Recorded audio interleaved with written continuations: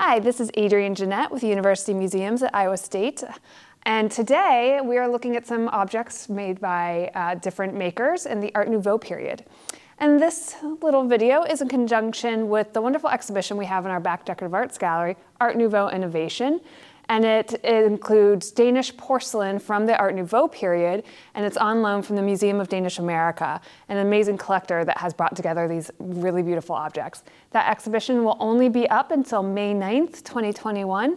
So once this video comes out, if you have some time, you should come and see it. Otherwise, it's moving on to its next location, which I believe is in Flint, Michigan. But today I wanted to talk about why we would borrow an exhibition like that. Art Nouveau is something we do have in our decorative arts collection, and specifically our best holdings are in glass. Art Nouveau as a movement was around 1880s to about 1910, and it was a really short period of time in design and as a style in design and decorative arts. It was also seen in architecture and a little bit of painting and what you would call fine arts, but it really was the most beautiful, I believe, in the decorative arts. So in ceramics and glass and metalwork, all different textiles, those types of things. It really, that's where Art Nouveau as a style found its beauty, I think its most beautiful moments. And so today from our collection at the University Museums, our permanent collection, I wanted to just really focus on the glass that we have. We do have other materials that have the Art Nouveau style, but I wanted to look at the glass. Art Nouveau began primarily in France, but was an international movement. So it's most associated with France when you're thinking about it, thus the name Art Nouveau. But it really was an international style. And so we have a couple different examples of that, along with, if you think of the Danish porcelain. So Denmark was not France, and quite a bit removed. So Art Nouveau was the first time that designers, artists were really kind of trying to create a wholly new type of design and decoration and style. It wasn't reminiscent of anything in the past. It sometimes did harken back to what countries or cultures did really well, whether it be luxury like in France or vernacular styles, to bring in kind of that heritage and tradition, but then took it in a completely new and unseen before format. And so the first and most important idea of Art Nouveau that you can really readily see in a lot of these objects is nature. Nature was considered the muse and one of the most important aspects of inspiration for Art Nouveau motifs. And especially that whiplash form, so that initial beginning idea of using the stem as inspiration rather than the flower, and that kind of undulating form that you see. And you see that really in a lot of Belgian Art Nouveau. They kind of use that whiplash really beautifully. But nature itself was very inspirational, and not just, again, the pretty flowers, but bugs, animals, and really kind of unique different types of plants and vegetation to be used. Women were also really important. The beautiful woman was often represented in Art Nouveau. And a whole bunch of other kind of symbolist ideas. There's a whole range of styles as it kind of moves out internationally. So in France, we have this group of objects right here. You see kind of that nucleus of Art Nouveau beginning. And Art Nouveau didn't really occur in England. Arts and crafts and the aesthetic movement were very much akin to Art Nouveau, but they didn't have kind of the same focus that Art Nouveau did. But here you see what was probably considered the best Art Nouveau glassmaker, Émile Gallé, and his glass manufactory. And this Lake Como vase, it's probably a little hard to see right now, but when you put a light inside, just glows. And this was probably made 1905, 1904-ish. And Gallé himself only lived to 1904, but he'd been making glass with his manufactory for 15 or so years before this.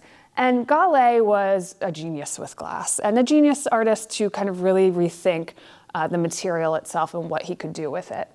And so he had grown up with a father that had a kind of ceramics and small goods manufactory, and inherited that and kind of moved forward into glass. And he really focused on what we call cameo glass. And if you can look at this, if you could touch it, you could feel the layers of glass. It's multiple layers of colors of glass that you then cut through to create this beautiful motif and design.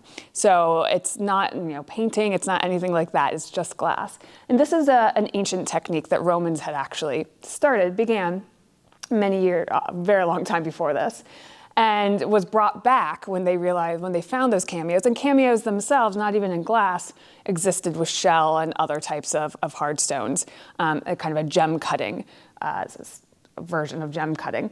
And so cameo glass resurges at this time. And there were two ways to do it. And the initial way was you would take your kind of initial color of glass, usually clear, and then start layering the other colors that you wanted for your design that you would then cut through. And so it's quite heavy because you have so many layers of glass. And so the initial way to do it is to hand cut it, right? Which, as you can imagine, is pretty work intensive. It takes a lot of time and effort and ability to hand cut through the layers like a gem cutter would do to create all the various designs. And so at some point, and Gallet did kind of begin in that way, they realized that I think it's hydrofluoric acid, so they could use acid to etch through the layers and resist in various kind of dips as they went along to kind of create the same effects and the cutting, and then kind of do some hand working at the end to kind of get the feathering and the really beautiful details.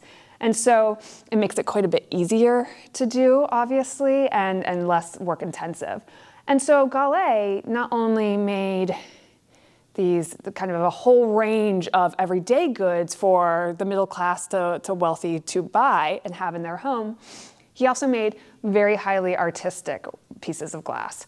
And so this is probably in the mid-range, and one of his more beautiful kind of that mid-range type of glass that was accessible to others, but probably more expensive. But he had some fully artistic, kind of wildly, these were his babies. He sold all of this other glass so that he could create these amazing works of art in glass too. And so he was working kind of within the Art Nouveau idiom of flora and fauna and nature itself, and was really kind of a botanist himself and loved botanical studies and properly depicting flora and fauna in his work. And he was based in Nancy, which is not Paris. It's part of outside of France, or outside of Paris in Alsace and Lorraine, which is a very interesting area because it's gone back and forth between Germany and France for so long. And so he really created a hub for Art Nouveau in Nancy that became very well known. And other artists that we'll talk about in a second, along with other glass artists and other artists like Louis Majorelle, furniture makers. He also made furniture in his manufactory, all in this Art Nouveau idiom. And it's probably the most recognized Art Nouveau designer. So after Gallet, there were other artists and manufacturers also popping up and working in France in this Art Nouveau style. And we have here Dôme Frère, and Dôme had been in existence for a bit of time, making just more everyday types of glassware and crystal and things like that. And here you have when they started to kind of move into that art glass and that Art Nouveau style. And they were also based in Nancy and very much working not so much against Gallet, but kind of they were compatriots, right? They were from the same area doing very similar things. And while they would all go to different fairs and kind of compete in that way, they were all kind of trying really hard to create the most beautiful glass that they could. And so Dôme, you see two really interesting pieces. This is a little earlier. This one's about 1898. And it's a really beautiful example of not just cameo glass like we talked before, so you see that in the leaves and how, the modeling, they've done this really amazing job of getting the coloration, but also, using different techniques like a hammering, a martelé type of technique on the bottom where it has almost a little ball, where the hammer points had hit the glass, obviously not how it was done, along with carving and engraving into the glass. So you get, if you can come close to this piece of glass, you would see little bugs and bees and other pieces of vegetation and berries cut into the actual glass itself. So this to me is just a really amazing work of art for all the various styles and elements that went into just creating this one vase. And this one I've always loved too, just because it's very, it's almost a little more abstract in its design. And it's got that kind of beautiful, kind of mottled, funky green that gives it almost a marbly look.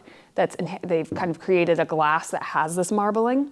And then the cameo is a thistle pattern, and the thistle was also very much part of the history of Lorraine in that area. So they were kind of using this design to talk about who they were, which is really an interesting idea to me. And so when Gallet kind of passed away quite young in 1904, I believe the Dom Frère kind of took over that space and kind of headed up the Art Nouveau group of artists in that region. But again, we have quite a bit more of Gallet in our collection, along with quite a bit more Dom, and there's other glassmakers in France working at the same time that obviously I don't have time to bring out, so I couldn't talk about all of those, but if you're interested, they're all online in our database, our museum database.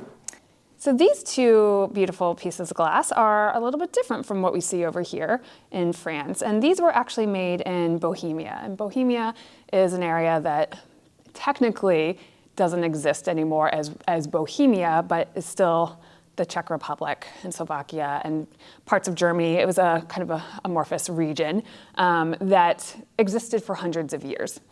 And they were Bohemians, and Czechs today also were amazing glassmakers. It was part of their tradition. They were always known for making really beautiful and wonderful glass, and they continue that to this day with really a wonderful contemporary Czech glassmakers. And here we have two examples from a company called Letz. And actually at this time, Bohemia was kind of under the Austro-Hungarian Habsburg rule still, so they were almost considered Austrian. So it's a really interesting history of the area and the kind of the back and forth of who you were, right? But so they really kind of had to kind of think about what did they want their Art Nouveau style to be, and Letz had a very large catalog of glass types and forms and shapes and patterns and colors all over the board, and decorative motifs were just kind of insane how many they had. And so they were not, they did do some cameo, but they recognized that they were not Gallet, and they didn't want to try and compete in that way because Gallet was the best.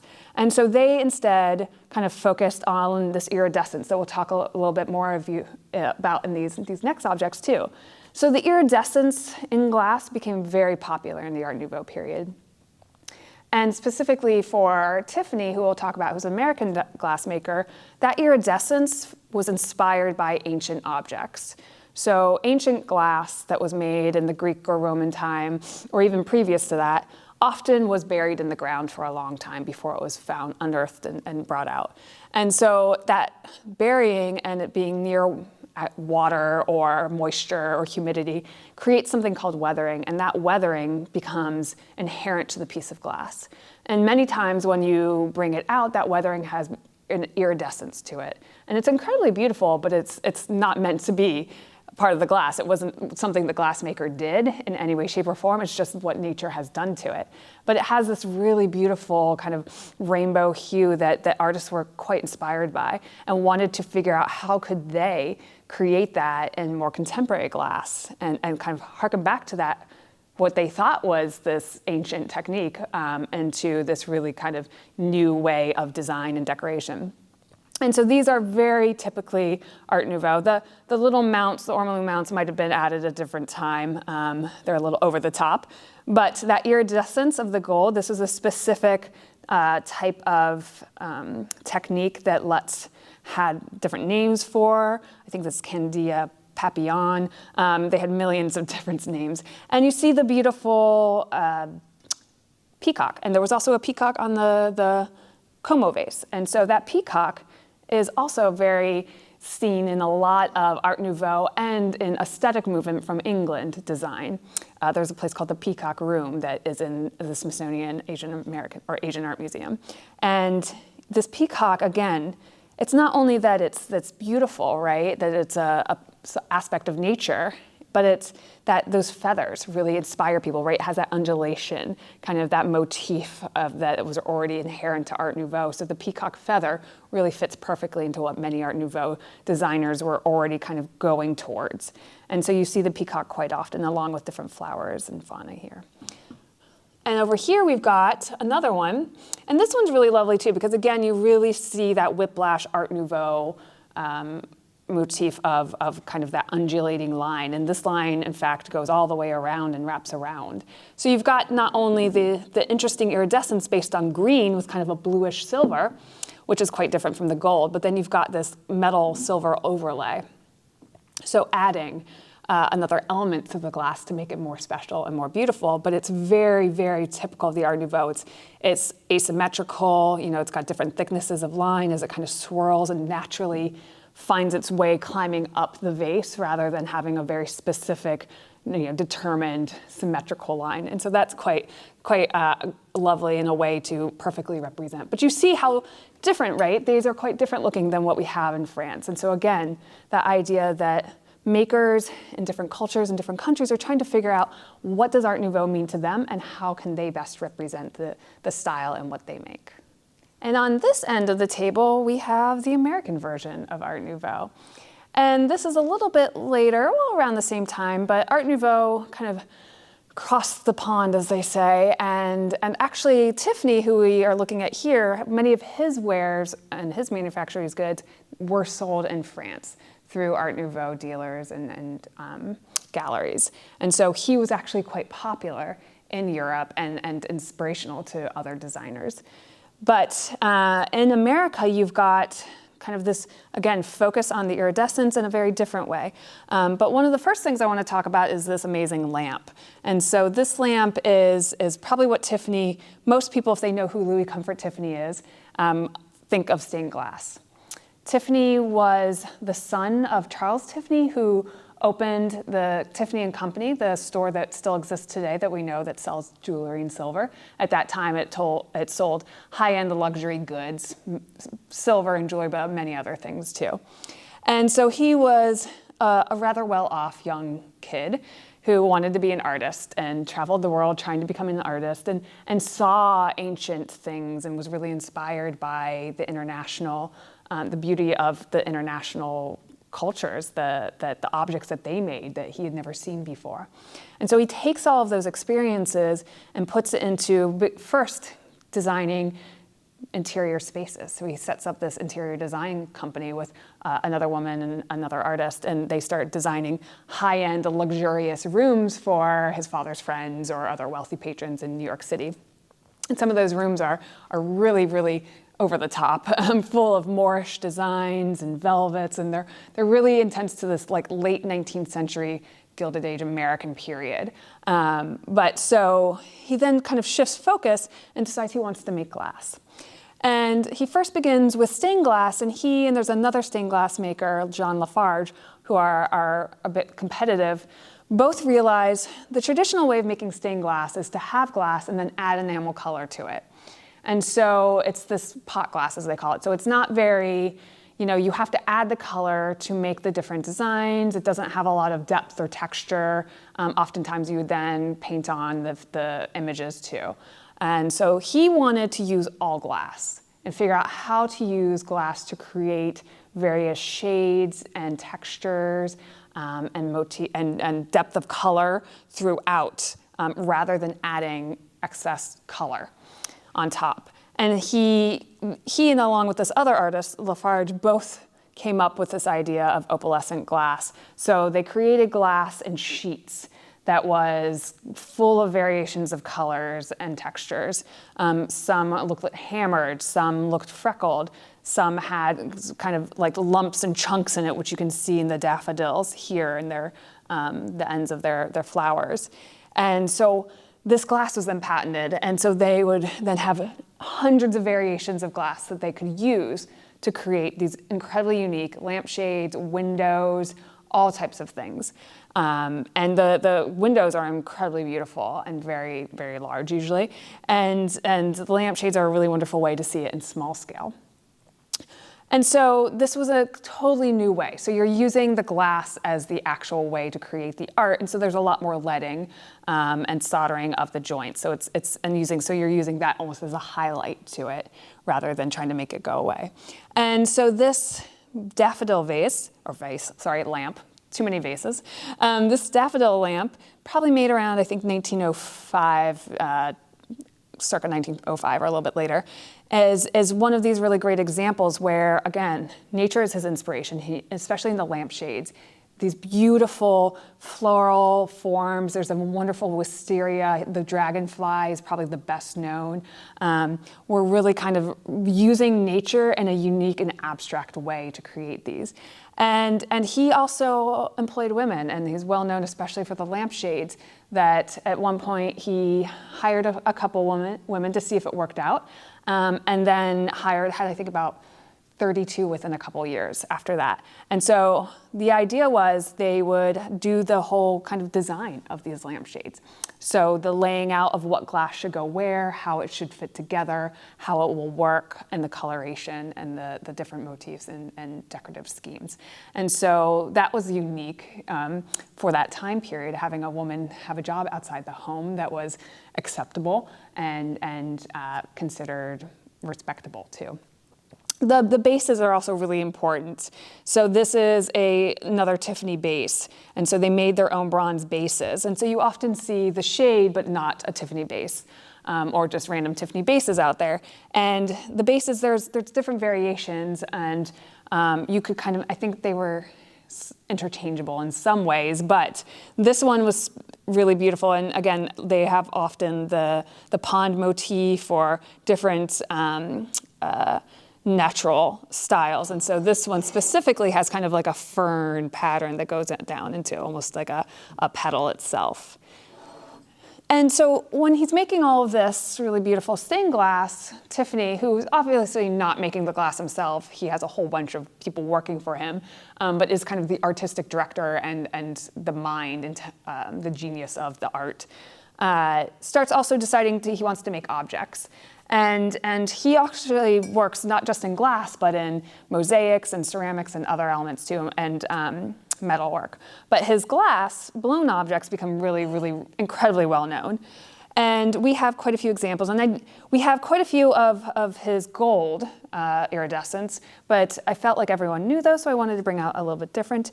Here, a floriform vase, which he becomes incredibly also well known for. There's also beautiful Jack in the Pulpit ones.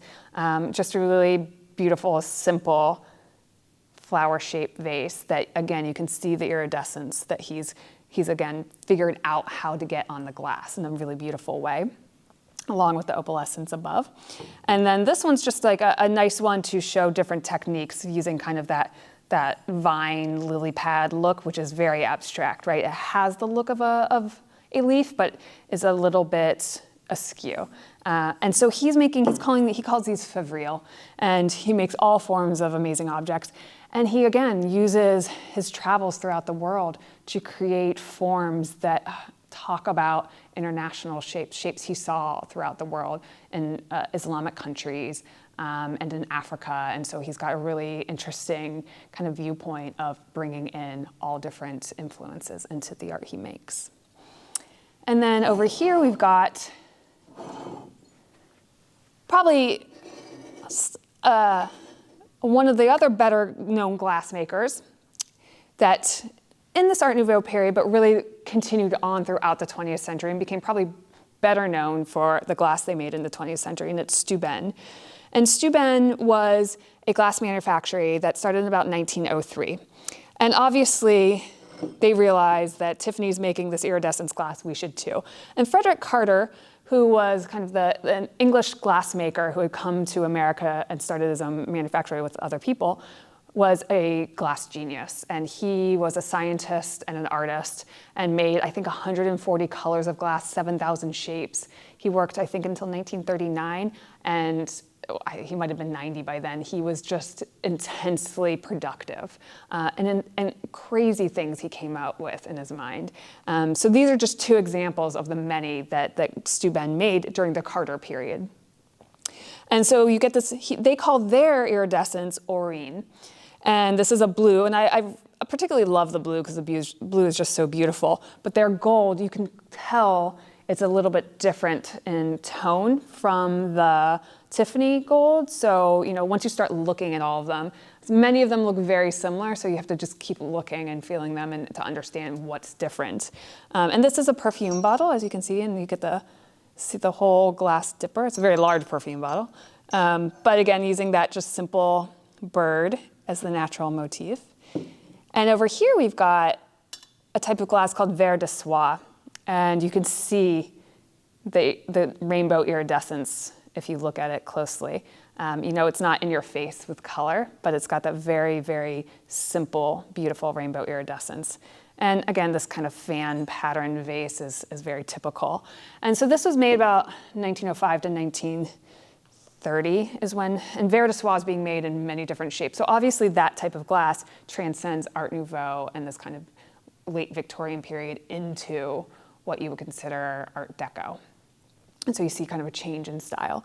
After Carter retires, Steuben moves to only making clear glass. And really, they begin with the Art Deco style and just continue with that to this day. And so there have been here and there a couple kind of smoky or topazy colors, but clear, this amazing crystal is what they become really well known for in the 20th century. And so they really leave behind this colorful Art Nouveau style, which again, Art Nouveau was very quickly decided it was terrible and lashed out against, and buildings were bulldozed, from 1910 on, which is crazy to think. It was the most popular thing in the world and then suddenly hated. And then the last two right over here are, again, variations on the American type of Art Nouveau design. And in America, obviously, glass makers were saying, oh, this is really popular. People are buying this. They want this iridescence. And so other glass makers started kind of thinking, oh, we need an art glass line. And art glass is not just iridescent glass. There's many different forms of colors and styles within the art glass idiom. And so you've got fine glass makers, cut glass makers, press glass makers, manufacturers, all kind of moving to have an art glass line. And these ones by Durand are also that kind of showing you a company that had a larger glassworks that then kind of honed in and made a focused art glass line. And this was only made from about 1924 to 1932 because Victor Durand, who it was at the Vineland Flint Glass Works in New Jersey, he died in a car accident. So after he was kind of the presence there, and once he was gone, there was no reason to make it anymore. And so again, you see that peacock, you see the iridescence, you see a peacock feather that becomes really popular like we were talking about before. So that feathering pattern becomes very typical. This trailing of spider webbing lines becomes something that they're really well known for, adding, again, another element of decoration. Yeah, and you can see it kind of the orangey yellow iridescence, and it's different. This one I just love because it's mold blown into this like optic mold. It's got these ridges on it, but then this really kind of psychedelic iridescent pattern that they call King Tut Swirl, but I have never been able to figure out why it was called King Tut Swirl. I've looked, and I feel like nobody really knows. It was probably just a name someone gave it to it at some point, and who knows if it was of the period or later. But I think it's definitely of the period, but I just don't. There's no real reasoning as to why. But you see again that harkening back to that undulating line. That is the basis of all of Art Nouveau. And while this is quite a bit later, you see how it's kind of continued on through time and how in America it continues and kind of starts to lose steam in the 1930s, but had a bit of a longer life in this country.